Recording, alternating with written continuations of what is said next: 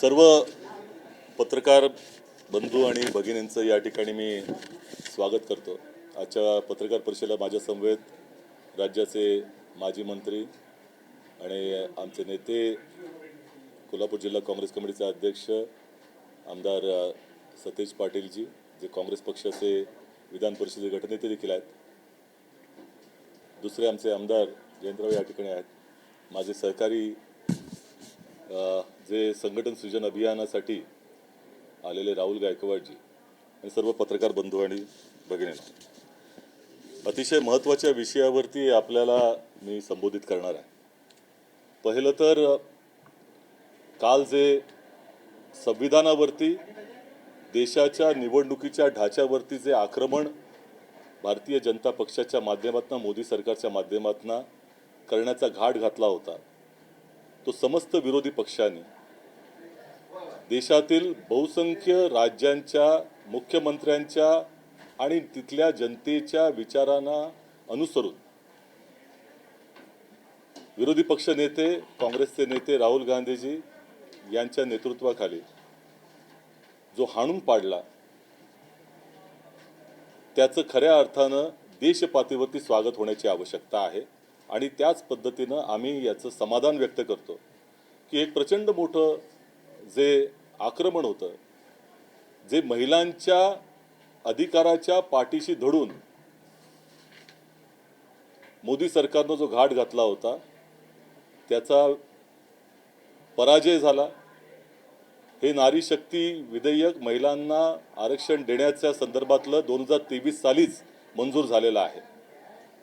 त्यामुळे या नव्यानं विधेयकाची आवश्यकता कोणत्या स्तरानं नव्हती, त्याची अंमलबजावणी तात्काळ करावी ही काँग्रेस पक्षाची मागणी तेव्हापासून होती आणि ते सर्वानुमते, सर्व सहमतीनं मंजूर झालेलं विधेयक आहे।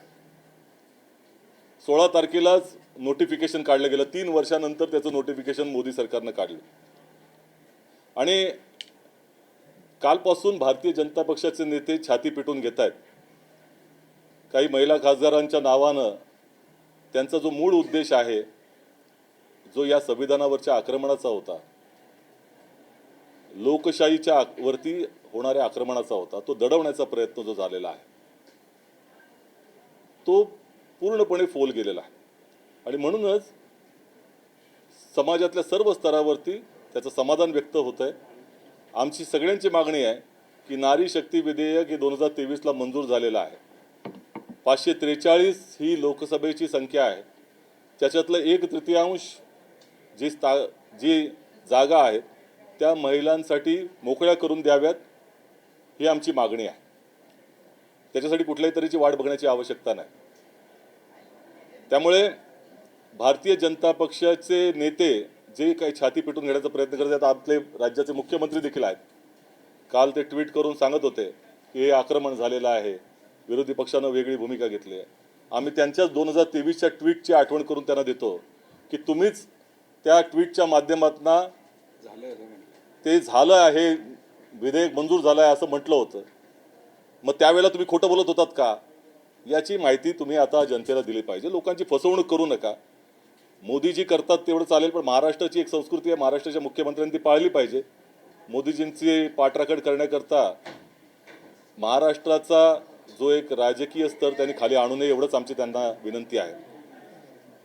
दुसरी गोष्ट जी अतिशय महत्त्वाची आहे, आम्ही आपल्या या पत्रकार परिषदेच्या माध्यमातून 2 प्रकरणं जी खऱ्या अर्थानं महाराष्ट्रासाठी अत्यंत महत्त्वाची आहेत, त्या प्रकरणांच्या बद्दल आपल्याशी चर्चा करणार आहे। एका प्रकरणानं तर महाराष्ट्राच्या जनतेची, महाराष्ट्राची देशामध्ये मान खाली घातली गेलेली आहे आणि योगायोगाने ही दोन्ही प्रकरणं जी आहेत ती नाशिकमध्ये घडलेली आहेत। त्यातलं प्रकरण पहिलं जे आहे ते भोंदू खरातचं। ज्या खरातच्या या प्रकरणामध्ये ज्या पद्धतीचा अनैतिक कारभार दिसलेला आहे, भ्रष्टाचार दिसलेला आहे आणि याची व्याप्ती जर पाहिलीत तुम्ही, तर देशातलं सगळ्यात गंभीर प्रकरण म्हणून हे पाहिलं गेलं पाहिजे। याचं कारण याची व्याप्ती ही केवळ एका विशिष्ट वर्गाकडे नाही, तर त्यामध्ये महायुती सरकारमधले मंत्री देखील गुंतलेले आहेत। महायुतीमधले नेते गुंतलेले आहेत, अनेक वरिष्ठ अधिकारी, प्रशासकीय अधिकारी त्यामध्ये गुंतलेले आहेत, त्यांचे आर्थिक लागेबांधे झालेले दिसत आहेत त्यामध्ये, आणि लोकांची फसवणूक त्यामध्ये झालेली आहे. परंतु हे प्रकरण केवळ आर्थिक भ्रष्टाचाराचं नाही, तर हे धर्माच्या नावानं केलेल्या भ्रष्टाचाराचं, अनैतिकतेचं प्रकरण देखील आहे. या शेकडो महिलांचं शोषण या माध्यमातून झालेलं आहे, आणि या तथाकथित बंधुभावाने धर्माचा वापर करून हे शोषण केलं, आणि त्याला साथ देण्याचं काम जे अजून तपासामध्ये कितपत उलगडतंय हे माहिती नाही, परंतु अनेक राजकीय नेत्यांचा वरदहस्त त्या व्यक्तीला आहे. आणि सगळ्यात महत्त्वाचं म्हणजे जी बाब आहे की अशा बाबा, बुवा, बंधूंना राजमान्यता देण्याचं काम हे गेल्या 12 वर्षामध्ये भारतीय जनता पक्षाच्या केंद्र सरकारनं आणि राज्यामधल्या सरकारनं देखील केलेलं आहे. या खऱ्याबरोबर जे काही फोटो दिसत आहेत ते फोटो या राज्यातल्या मुख्यमंत्र्यांचे, उपमुख्यमंत्र्यांचे, केंद्रातल्या गृहमंत्र्यांचे, राज्यातल्या महायुतीमधल्या नेत्यांचे जे फोटो दिसले त्यातनं खऱ्या अर्थानं त्यांचा किती सहभाग आहे आम्ही म्हणणार नाही, परंतु राजमान्यता मात्र या व्यक्तीला देण्याचं, त्याला प्रतिष्ठा देण्याचं काम या फोटोच्या माध्यमातून झालेलं आहे. ही वस्तुस्थिती आहे. आणि त्यामुळे सगळ्यात महत्त्वाचं म्हणजे या प्रकरणाने महायुतीच्या एकंदर कारभाराचे वाभाडे निघालेले आहेत. हे प्रकरण मोठ्या प्रमाणामध्ये यांना बदनामीचं कारक झालेलं आहे. आणि शोषण करणारा कोण होता? हे तथाकथित हिंदुत्ववादी सरकार आहे असं म्हटलं जातं. मुख्यमंत्री म्हणतात हे हिंदुत्ववादी सरकार आहे. शोषण करणारा कोण होता? आणि ज्या महिलांचं शोषण झाल्या त्या कुठल्या धर्माच्या होत्या? त्याही हिंदूच होत्या ना. त्यामुळे आज यांना तोंड दाखवायची जागा राहिलेली नाही. आताच जे काही त्यांचं त्या एका सहकार्याचा ज्या पद्धतीचा मृत्यू झाला तोही संशयास्पद वाटतोय. त्यामुळे हे प्रकरण अत्यंत गंभीर आहे. आता ह्या गंभीर प्रकरणाच्या मधनं कशा पद्धतीने आपली सुटका करावी हे महायुतीच्या लोकांचं, महायुतीच्या नेत्यांचं, सरकारचं समोर पडलेलं प्रश्नचिन्ह आहे. आता प्रकरण क्रमांक 2, ज्या प्रकरणाच्या संदर्भामध्ये आज ज्या पद्धतीचा बोबाटा होतोय ते खऱ्या अर्थानं चिंतेचं कारण आहे की या देशामधली एकंदर सामाजिक परिस्थिती ही संविधानाच्या माध्यमातून, समधर्म समभावाच्या माध्यमातून, सगळ्यांना बरोबर घेऊन जाण्याच्या भूमिकेच्या माध्यमातून चालणार आहे का RSS आणि भारतीय जनता पक्षाच्या या बजरंग दल, हिंदूच्या या ज्या विश्व हिंदू परिषद यांच्या संघटनेच्या विखारी विचारातून चालणार आहे? हे आता जनतेने ठरवण्याची वेळ आहे. दुर्दैवानं ज्यांच्या हातामध्ये न्याय व्यवस्था आहे त्या पोलीस प्रशासनानं एकंदरच भूमिका जी घेतली पाहिजे ती उत्साहवर्धक नाही असं आमचं मत आहे. कारण आता अमरावतीमध्ये जे प्रकरण झालं त्यामध्येही एका अधिकाऱ्याने सांगितलं की बाबा यामधले जे काही अपप्रचार होते तो थांबवा, आम्हाला तपास करू द्या. त्या अधिकाऱ्याने स्वतः थेट आता समोर सांगितलेलं आहे. आणि तुम्ही हे जर पाहिलं तर हे प्रकरण काय आहे, यामध्ये जवळपास 9 जे गुन्हे दाखल करण्यात आलेले आहेत त्यातल्या 2 प्रकरणामध्ये जो आम्ही FIR पाहिला त्याच्यामध्ये धार्मिक भावना चिथावण्याचा प्रयत्न केला, ही कलम लावलेली आहे. धार्मिक भावना दुखावण्याचा प्रयत्न झालेला आहे, धर्मांतर करण्याचा प्रयत्न झालेला आहे असंही त्यामधलं म्हटलेलं नाही. परंतु ज्या 2 प्रकरणामध्ये तशा तऱ्हेचा प्रयत्न झालेला निश्चितपणे दिसून येतोय असं जे माध्यमातून कळतंय आम्हाला. परंतु बाकीची 7 प्रकरणं आहेत ती स्त्री लंपट, विकृत मानसिकतेमधना महिलांचं केलेल्या शोषणाच्या संदर्भामध्ये त्याच्या एकंदर जे ज्याला आपण म्हणतो की विनयभंगाची प्रकरणं जी आहेत ती केलेली आहेत. आता याच्यामधले जे आरोपी आहेत ह्याच्यासाठी जे काही दोषी आहेत त्यांच्यावरती निश्चितपणे कारवाई झाली पाहिजे.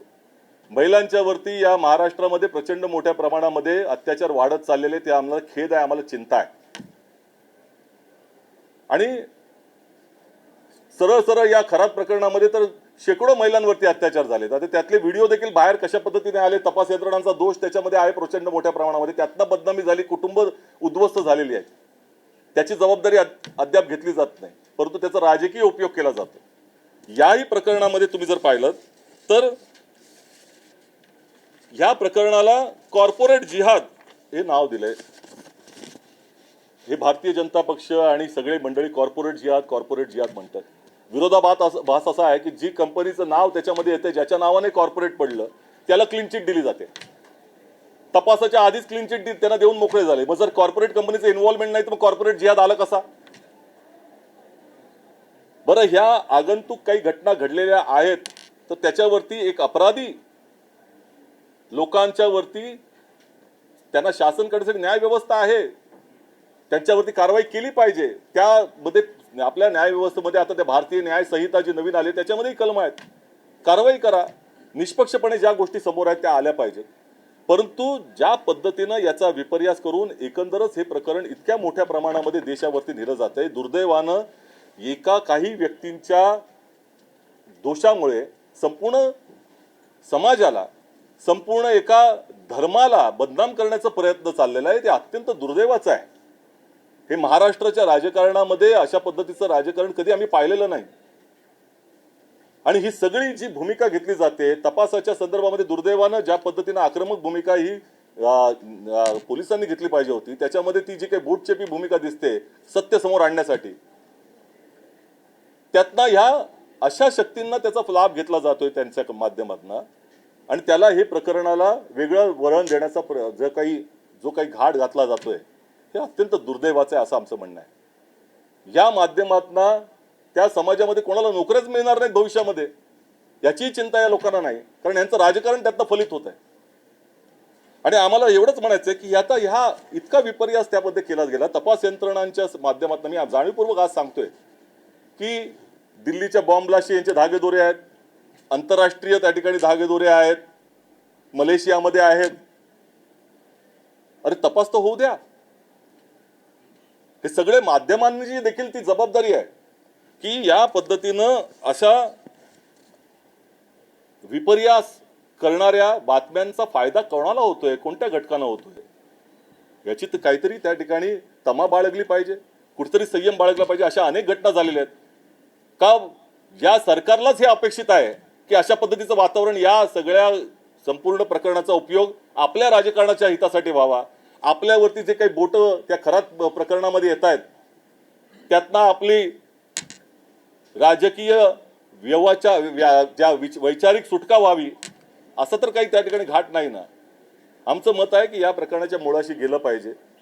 आणि आज खरे अर्थानं मी मुद्दामून आपल्यासाठी हे जे काही सांगतोय की पोलिसांनी काय भूमिका घेतली पाहिजे होती. जर हे रॅकेट आहे म्हणतात त्याला, तर ठीक आहे, रॅकेट आहे असेल तर मग कोण मौलवी होते ते समोर आलं पाहिजे.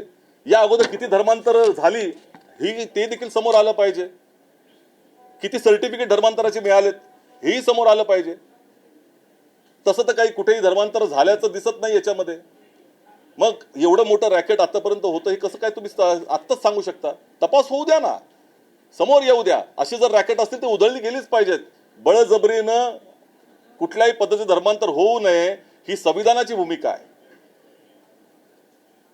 परंतु त्याचा आड घेऊन राजकारण होऊ नये ही भूमिका आहे. आणि आज ज्या पद्धतीनं हे ॲडवायझरी नाशिक पोलिसांना काढावी लागली आहे. नाशिक पोलिसांनी ॲडवायझरी काढली आहे की अधिकृत माहिती आम्ही त्याच्यावरतीच बातम्या करा. ज्या पद्धतीनं माध्यमांच्या अकलेचे तारे तोडले जात आहेत ते तोडले जाऊ नयेत हे सरळ सरळ म्हटलंय त्यांनी. मग जर नाशिक पोलिसांची एवढी हतबलता झाली, आम्हाला ही माहिती मिळणं मुश्किल होतं की काय झालंय प्रकरण. मग नंतर तपास अधिकाऱ्यांशी आम्ही बोललो, त्या तपास अधिकाऱ्यांनी देखील म्हटलं की अरे बाबा, हे माध्यमांनी तर संपूर्ण देश पातळीच्या माध्यमांनी असं प्रकरण हे नेलं, आता त्याने मांसाहार केलेला आहे असं म्हटलं तर त्याला बीफ खायला घातलं असं म्हटलं. त्याच्यामध्ये त्या FIR मध्ये कुठेही उल्लेख नाही. मग का नाही उल्लेख तो? यामध्ये 9 जे आरोपी आहेत त्यातली एक हिंदू देखील आहे. मग एका विभागामध्ये कुठल्या तरी कंपनीच्या ती गोष्ट होत असेल तर त्याच्यावरती कारवाई झाली पाहिजे. परंतु त्याचा अर्थ हे कॉर्पोरेट जिहादच्या नावानं सगळ्या कॉर्पोरेटला बदनाम करायचं, तिथे अशा पद्धतीचे घाट घातले जात आहेत. मग त्यातनं काय संदेश दिला जातोय हेची देखील थोडीशी तमा आपल्या सगळ्यांनी बाळगली पाहिजे, एवढंच आमचं म्हणणं आहे. आमचं म्हणणं आहे की या प्रकारामध्ये जे दोषी आहेत, महिलांच्या वरती जे अत्याचार जर झाला असेल त्याच्यावरती त्याच्या तपासामध्ये ते जर सिद्ध झालं त्यांच्यावरती कारवाई झालीच पाहिजे. अशा लोकांना तर फाशी शिक्षा द्यावी, आमचं काही म्हणणं नाही त्याला. कारण हे महिलांच्यावरचे अत्याचार हे भारतीय जनता पक्षाच्या या सरकारमध्येच वाढत चाललेले आहेत आणि त्या प्रत्येक प्रकरणामध्ये कठोर भूमिका घ्यावी.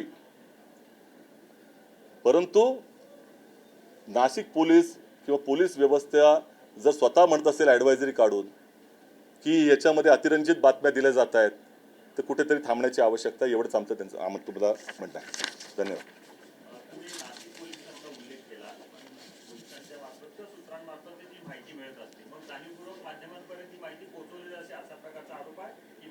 हे सूत्र प्रकार काय असतो? पोचू नये असा पण उद्देश असेल. काही खरी माहिती न जावी आणि कुठली सूत्राच्या माध्यमातून जावी हे ठरवणं कोण आहे? हे सूत्र कोण आहेत? या सूत्रांचे धागेदोरे कुठे आहेत तेही तपासलं पाहिजे. कारण त्याचा उपयोग करून राजकारण घडतंय. तपासापेक्षा राजकीय रंग देण्यासाठी यांना रस आहे सरकारला, असं आमचं मत झालेलं आहे. याचा तपास व्हावा, याच्या मुळाशी पोचलं गेलं पाहिजे. जे दोषी आहेत त्याच्यावर कारवाई झाली पाहिजे. काही म्हणणं नाही आमचं झालंच पाहिजे. आमचं महिलांच्यावरती अत्याचार होता कामा नये. सर्वाधिक महिलांचे अत्याचार या महायुतीच्या सरकारच्या काळात झाले. हे सरकार अपयशी ठरले महिलांना सुरक्षा पुरवण्यात. निश्चितपणे खऱ्या अर्थानं हे गृहमंत्र्यांचं अपयश आहे की महाराष्ट्रातली परिस्थिती काय आहे याचा उपयोग करतात. मी आता तेलंगणाचा प्रभारी आहे, तेलंगणाचे भाजपचे नेते लगेचच ट्विट करतायत, अरे काँग्रेसच्या राज्यात झालेलं नाही, या भाजपच्या राज्यात झालेलं आहे हे प्रकरण. भोंदू खरात प्रकरण जे झालेलं आहे ते तुमच्याच महायुतीच्या नेत्यांच्या डोळ्यात देखत झालंय ना. हे काही लगेच 2 दिवसाचं 4 दिवसाचं प्रकरण नाही. तुमचं आता 2014 पासून तर किती वर्ष तुमचं सरकार आहे? तुम्हाला माहिती मिळत नाही तुमचे अधिकारी काय करतायत? आता फोनचं सर्व्हेलन्स या राज्यामध्ये होत आहे अशा तऱ्हेच्या बातम्या आम्हाला येत आहेत. ह्यांचं सर्व्हेलन्स का नाही झालं? साहेब याच प्रकरणात विखे पाटील म्हणत होते की मी अहमदनगरला गुन्हा दाखल केला, मात्र तिथले भाजपचे नेते असो किंवा स्थानिक नेते त्यांनी दुर्लक्ष का केलं? हे जर अगोदरच घडलं असतं तर हे सगळे प्रकरण अगोदरच बाहेर आलं असतं. आता हे विखे पाटील जे राज्याचे मंत्रीच म्हणत असतील त्या मी जे म्हणतोय तेच योग्य आहे हे त्यांच्या म्हणण्यानं सिद्ध होतंय. मग विखे पाटीलजींनी काल कशा पद्धतीने त्या कंपनीला TCSला आम्हाला नावही घ्यायचं नाही, आमचा दोष, कारण आम्हाला तो अधिकार नाही बोलायचा. कारण जोपर्यंत तपास होत नाही तोपर्यंत राजकीय लोकांनी संयम बाळगण्याची आवश्यकता असते. खरी परिस्थिती समोर येण्यासाठी संधी दिली पाहिजे. त्यामुळे त्यांचं नाव त्यांनीच घेतलेलं आहे आणि त्याला क्लीन चिट दिली. मग क्लीन चिट कशी दिली तुम्ही? मग तुम्हीच तुमच्या जे संघटना आहे ते कॉर्पोरेट जिहाद का म्हणतायत? आता काही नेत्यांच्या माध्यमातून असं येत आहे की अगोदर कुठल्या तरी कंपन्यांमध्ये असंच झालं होतं, मग त्यावेळेला त्यांनी का नाही उलगडा केला? त्यांची जबाबदारी नव्हती? ते सामाजिक नेतृत्व करता समाजाचं, जी खरी गोष्ट आहे ती वस्तू समोर आणली पाहिजे. मग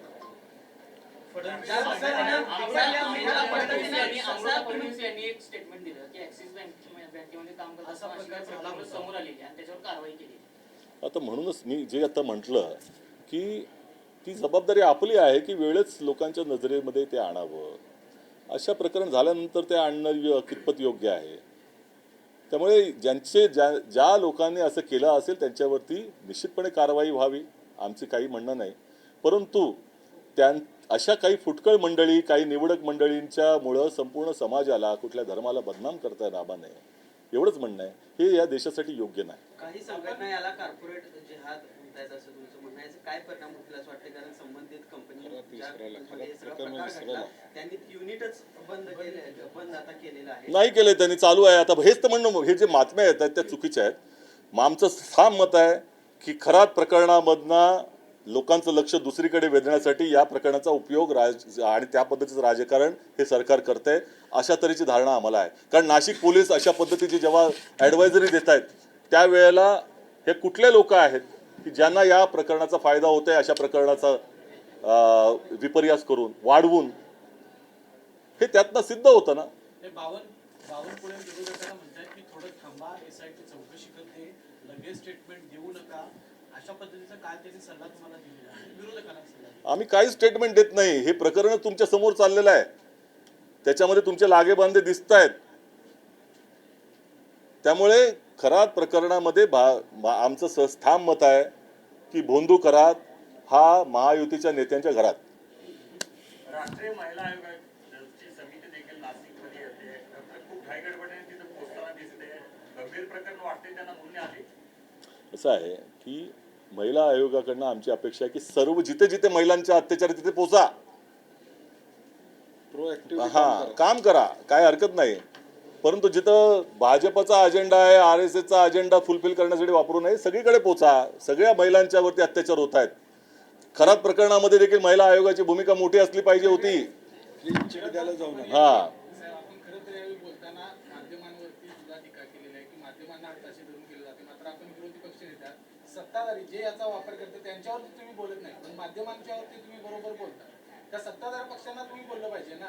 आता ही संपूर्ण पत्रकार परिषद सत्ताधाऱ्यांच्या विरुद्ध आहे. आम्ही म्हणालोय की आज हे नाशिक पोलिसांनी जे काही दिलेलं आहे त्यातनं विपर्यास केला जाऊ नये, आमची एवढीच भूमिका आहे. हे नाशिक पोलिसांनी दिलेलं आहे, ॲडवायझरी काढलेली आहे. त्याच्यामध्ये काही माध्यमं जी आहेत, जी राष्ट्रीय माध्यमं आहेत, त्यांच्या पद्धतीनं आमचं म्हणणं आहे की काय कुठल्या दबावाखाली करतायत का, याचाही विचार करायला पाहिजे. आम्ही सगळ्या माध्यमांना म्हणत नाही तसं. हे जे ॲडवायझरी आहे ही जर काढल्याची वेळ जर नाशिक पोलिसांना आली असेल तर ती हतबलता दिसते पोलिसांची. आणि त्याचा त्यांनाही समज येतोय की नाशिक या प्रकरणाचा दुरुपयोग केला जातोय, त्यातनं वाईट प्रभाव पडतोय, असं नाशिक पोलिसांचं मत आहे. आमचं मत नंतर आलं. SIR मधून मलिकांचं नाव मलिकांचं नाव नाही आहे त्याच्यामध्ये. 2002ची यादी आहे, त्या यादीमध्ये त्यांचं नाव नाही असं दिसून येत आहे. कसं बघता या प्रकरणात? बघा, SIRचा म्हणजे ह्या अगोदरचे देखील SIR 2002-03 साली झाले होते. त्याचा राजकीय दृष्टिकोन नव्हता. मतदार यादी ही क्लीन केली पाहिजे या माध्यमातून ती निवडणूक आयोगाची एक प्रक्रिया असते, त्यासाठी स्पेशल इंटेन्सिव्ह रिव्हिजन आपण म्हणतो. परंतु ह्या कालावधीमध्ये मतदारांना गाळण्यासाठी याचा उपयोग केला जातोय. जे विरोधी पक्षाचे मतदार आहेत त्यांनाच गाळलं जातंय. ती प्रक्रिया आदर्शवत राहिलेली नाही, हे आम्ही सातत्यानं म्हणतोय. निवडणुकाच्या अगोदर जर बंगालमध्ये इतक्या मोठ्या प्रमाणामध्ये जर मतदारांना गाळलं जात असेल तर त्यांना तो अधिकार देखील दिलेला नाही आहे की बाबा आम्हाला आमचा न्याय, आम्ही मतदार आहोत हे ठरवण्याचा किंवा ती त्या ठिकाणी सिद्ध करण्यासाठी संधी देणं, हे देखील दिलं नाही. मग हे राजकीय दृष्टिकोनातून होऊ नये ह्याच प्रकार त्या ठिकाणी जर असा मल्लिकांच्या बाबतीत झाला असेल तर किती लोकांच्या बाबतीत झाला असेल की ते अनेक वर्ष निवडणुका लढत आहेत. म्हणजे ते 2002च्या यादीच्या आधीपासून निवडणुका लढत आहेत. ते अपघात प्रकरणावरून लक्ष विचलित करण्यासाठी किंवा त्यावरून लक्ष जावं यासाठी हे कार्पोरेट जहाज झाले असं तुमचं म्हणणं आहे. मात्र याच खरात प्रकरणातल्या काल एका महत्त्वाच्या साक्षीदाराचा अपघाती मृत्यू झाला. काही जण संशय व्यक्त करतायत पहिल्यापासूनच की खरातचा देखील एन्काउंटर होणार किंवा त्याच्यासोबत देखील अशा पद्धतीचे काही घडणार. हे सगळं पाहिल्यावर काय वाटते कालची एकूणच घटना? असं आहे की हे प्रकरण अत्यंत गंभीर आहे. याच्यामधले संशयाचे ज्या पद्धतीचे धागे आहेत ते वाढतच चाललेले आहेत. हे कुठे कुठे गुंतलेलं आहे आम्हाला माहिती नाही. तपास यंत्रणांनी त्याच्या मुळाशी पोचावं अशी सरकारची इच्छा आहे की नाही याबाबत देखील आमच्या मनामध्ये शंका आहे. त्यामुळे ह्या प्रकरणामध्ये जे जे काय आता झालं आहे, आता 2 दिवसामध्ये त्यांची ईडीची चौकशी झाली आणि लगेचच त्याचा असा अपघाती मृत्यू होतो. निश्चितपणे देशामध्ये अनेक अशा काही प्रकरणं झालेली आहेत, त्याच्या अनुषंगानं शंका बाळगायला स्थान आहे. आमचं म्हणणं एवढंच आहे की याचा तपास निरपेक्ष पद्धतीनं झाला पाहिजे. अनेक महिलांचं शोषण या माध्यमातून झालेलं आहे आणि त्यांना न्याय, त्यांच्या कुटुंबियांना न्याय मिळणं आवश्यक आहे. याच्या माध्यमातून असा संदेश गेला पाहिजे की अज्ञान आणि या अंधश्रद्धांचा वापर करून किती मोठ्या प्रमाणामध्ये गेले अनेक वर्ष लूट चाललेली ती थांबवता आली पाहिजे. हे अशा तऱ्हेची प्रकरणं ही समाजाला ही दिशा देणारी आणि धडा देणारी असतात. त्यामुळे सरकारची भूमिका आहे की ही प्रामाणिकपणे याचा तपास व्हावा आणि जे दूध का दूध आणि पाणी का पाणी आहे ते लोकांसमोर यावं. पत्रकार परिषदेच्या सुरुवातीलाच तुम्ही काल संसदेत मांडल्या गेलेल्या विधेयकाचा उल्लेख केला. तर 2014 नंतर पहिल्यांदाच असं घडते की एखादं विधेयक केंद्र सरकारनं आणलंय आणि ते अशा पद्धतीनं ते नामंजूर झाले. कसं बघता या एकूण विरोधकांची एकजूट या निमित्तानं पाहायला मिळाली? निश्चितपणे, आणि ते आम्हाला समाधानकारक आहे. याचं कारण आहे की या देशामध्ये गेल्या 12 वर्षामध्ये ज्या पद्धतीनं सरकार चालवलं आहे त्यामुळे त्याच्या माध्यमातून संविधानावरती आणि लोकशाहीवरती वेगवेगळ्या पातळीनं आक्रमण होतं आहे आणि हे थोपवणं अत्यंत आवश्यक आहे. काल ज्या पद्धतीने तो घाट घातला होता ते देखील संविधानावरती, या निवडणूक ढाच्यावरती, निवडणुकीच्या नकाशावरती आक्रमण होतं आणि हे समोरच आलेलं आहे, उघडी पडलेलं आहे. त्यामुळे नारी शक्ती विधेयक हे 2023ला मंजूर झालं असताना पुन्हा जे आणलं गेलं आणि दाखवलंय, आणला गेला की महिलांना आम्ही न्याय देऊ इच्छितो, तर तो 2023ला काय दिला होता? आणि सगळ्या देशपातळीवरती आता हा प्रश्न आहे जो राहुल गांधीजींनी का विचारला. याच्या मागे जे खऱ्या अर्थानं कारण आहे ते त्या 16 आकड्यामध्ये आहे. हा 16 नंबर काय आहे, ये 16-16 क्या है, ये 16-16 हा प्रश्न पूर्ण देश पातळीवरती जनता विचारते. पश्चिम बंगाल तमिळनाडू सारख्या निवडणुकांवर काय परिणाम होणार? जनतेमध्ये लक्षात घ्या, विरोधी पक्षाची भूमिका काय असते. संसद ही काही सरकारची नसते, लक्षात घ्या. संसदेमध्ये प्रत्येक गोष्ट मंजूर करली पाहिजे, तिथे बहुमत असतं सरकारचं. परंतु विरोधी पक्षाची जी जबाबदारी असते की जे जे काही घडतंय तिकडे, कायदे घडतायत, कुठली विधेयके येत आहेत, ती योग्य असली पाहिजे, जनतेला न्याय देणारी असली पाहिजे, सर्वसमावेशक असली पाहिजे, या देशाच्या संविधानाला अनुरूप असली पाहिजे. मग तिथे ते विरोधी पक्षाची जबाबदारी आम्ही पार पाडतो. सरकार आक्रमण करतंय संविधानावरती, आम्ही थोपवण्याचा प्रयत्न करतो आणि त्यासाठी सगळे एकजूट होते, हे अतिशय चांगलं आहे. निश्चितपणे पुढच्या कालावधीमध्ये आम्हाला हुरूप वाढवणार आहे. पण यामध्ये काँग्रेसनं महिलांच्या विरोधातली भूमिका घेतली आणि महिलाच काँग्रेसला त्यांची जागा दाखवतील असं चंद्रशेखर बावनकुळेंचं म्हणणं आहे. तर बावनकुळे जी काय म्हणतायत ते आम्हाला काही म्हणणं नाही. देशातली जनता काय म्हणते हा बोला. मुळात हा कायदा करताना बहुमतपेक्षा त्रिफोद मेजॉरिटी पाहिजे, हे कायद्यात टू थर्ड मेजॉरिटी पाहिजे, हे कायद्यात माहीत होतं सरकारला. विरोधी पक्षानं विनंती काय केली होती की तुम्ही या निवडणुका झाल्यावर ह्याच्यावर चर्चा करा, विरोधी पक्षाला विश्वासात घ्या, कारण की विरोधी पक्षाचं टू थर्ड असल्याशिवाय हा कायदा मंजूर होत नाही. विरोधी पक्षानं डिलिमिटेशन बद्दल आक्षेप घेतले होते. महिला आरक्षण देण्यासंदर्भात सोनिया गांधींचं पत्र आहे पहिलं की बाबा हे आरक्षण द्या म्हणून. आणि जर महिलांच्या बद्दल एवढी आस्था होती तर मग 24लाच हे आरक्षण लागू करायचं होतं. कायदा कधी झाला? 2023ला झाला. त्या लोकसभेच्या इलेक्शनच्या वेळेस हे आरक्षण लागू करायचं होतं आणि पुढे डिलिमिटेशन झालं, वाढलं असतं परत आकडा, काय फरक पडला असता? ह्या 5 वर्षासाठी तुम्ही महिलांचा हक्क या देशातला हिरावून घेतला, त्याचं पाप भाजप या ठिकाणी त्याच्याबद्दल उत्तर देणार आहे का ह्या 5 वर्षात? नारी शक्ती मॅरेथॉनचं आयोजन केलं होतं त्यांना, पण ते आक्रोश मोर्चामध्ये त्यांना बदलावं लागलं यासाठी. चला ठीक आहे. सगळे बोलतोय, मूळ त्यांची राष्ट्रवादी सोडून सगळे बोलतायत. मुंबईमध्ये 164 शाळा अनधिकृत ठरवण्यात आलेल्या आहेत, त्याच्याकडे कसं बघता तुम्ही? कुठल्या? मुंबईमधील 164 शाळा अनधिकृत ठरवण्यात आलेल्या आहेत. त्या पहिली गोष्ट अशी की आतापर्यंत झोपलं होतं का सरकार, हे आम्ही मुंबईसारख्या शहरामध्ये जर असं होत असेल असं त्यांचं म्हणणं आहे तर मग हे सरकारचं अपयश आहे ना, की तुम्ही लक्ष ठेवलं पाहिजे तुमचे अधिकारी काय करत होते. तुमचा काय प्रश्न होता? नारी शक्ती म्हणजे ज्यांनी मांडलं अमित शहानी, त्यांना मोदींचा अपमान करायचा होता म्हणून हे विधेयक मांडलं असा दावा शिवसेना खासदार संजय राऊत यांनी केला. आता त्याचं उत्तर अमित शहाजी देतील.